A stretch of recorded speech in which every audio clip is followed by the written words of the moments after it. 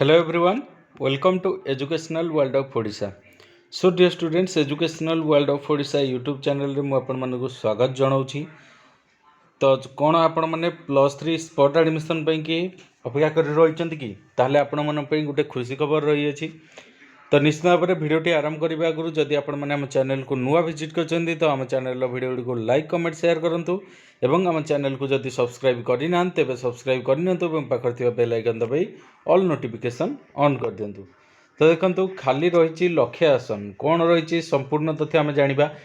ଜାଣିଥିବେ ଆପଣଙ୍କର ଗତକାଲି ସରିଯାଇଛି +3 ଆଡ଼ମିସନ୍ ପ୍ରୋସେସ୍।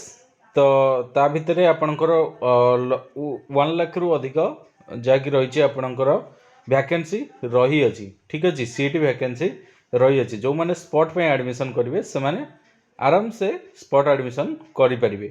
ଠିକ୍ ଅଛି, ତ ଦେଖନ୍ତୁ ଦ୍ୱିତୀୟ ପର୍ଯ୍ୟାୟ ନାମଲେଖା ଗୁରୁବାରରେ ଶେଷ ହୋଇଛି। ଦ୍ୱିତୀୟ ପର୍ଯ୍ୟାୟରେ ମୋଟ 40,611 ଜଣଙ୍କୁ ମନୋନୟନ କରାଯାଇଥିଲା।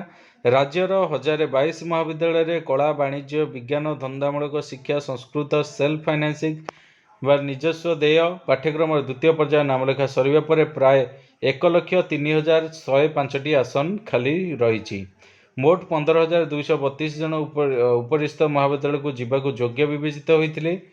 କଳାରେ 23,346, ଭୌତିକ ବିଜ୍ଞାନରେ 6,944, ବାୟୋଲୋଜିକାଲ ସାଇନ୍ସରେ 5,828, ବାଣିଜ୍ୟରେ 3,771, ସଂସ୍କୃତରେ 237, ସେଲ୍ଫ ଫାଇନାନ୍ସିଂରେ 485 ଜଣ ଯୋଗ୍ୟ ବିବେଚିତ ହୋଇଥିଲେ।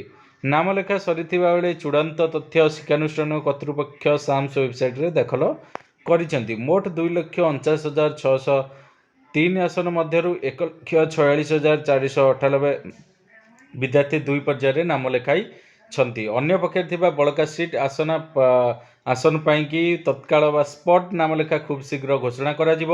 ସ୍ପଟ୍ ନାମଲେଖା ସମ୍ବନ୍ଧୀୟ ନିୟମାବଳୀ ଓ ତାରିଖ ଚଳିତ ସପ୍ତାହରେ ପ୍ରକାଶ ପାଇବ। ତ ଷ୍ଟୁଡେଣ୍ଟସ୍ ଯେଉଁମାନେ ସ୍ପଟ୍ ଆଡ଼ମିସନ୍ ପାଇଁକି ୱେଟ୍ କରି ରହିଛନ୍ତି ସେମାନେ ଆମ ଚ୍ୟାନେଲକୁ ସବସ୍କ୍ରାଇବ୍ କରିଦିଅନ୍ତୁ ଏବଂ ବେଲ୍ ଆଇକନ୍ ଦବାଇ ଅଲ୍ ନୋଟିଫିକେସନ୍ ଅନ୍ କରିଦିଅନ୍ତୁ, ଯାହାଫଳରେ ଆମେ ଯେତେବେଳେ ସ୍ପଟ୍ ଆଡ଼ମିସନ୍ ପାଇଁକି ଡିଟେଲ୍ସ ଛାଡ଼ିବୁ ସେତେବେଳେ ଆପଣ ସର୍ବପ୍ରଥମେ ନୋଟିସ୍ ପାଇପାରିବେ। ତ ଥ୍ୟାଙ୍କ ୟୁ ସୋ ମଚ୍। ଭିଡ଼ିଓଟି ଭଲ ଲାଗିଥିଲେ ଭିଡ଼ିଓକୁ ଲାଇକ୍ କମେଣ୍ଟ ସେୟାର କରିବେ। ଚ୍ୟାନେଲକୁ ଯଦି ସବସ୍କ୍ରାଇବ୍ କରିନାହାନ୍ତି ତେବେ ସବସ୍କ୍ରାଇବ୍ କରିନେବେ। ତ ଥ୍ୟାଙ୍କ ୟୁ ସୋ ମଚ୍।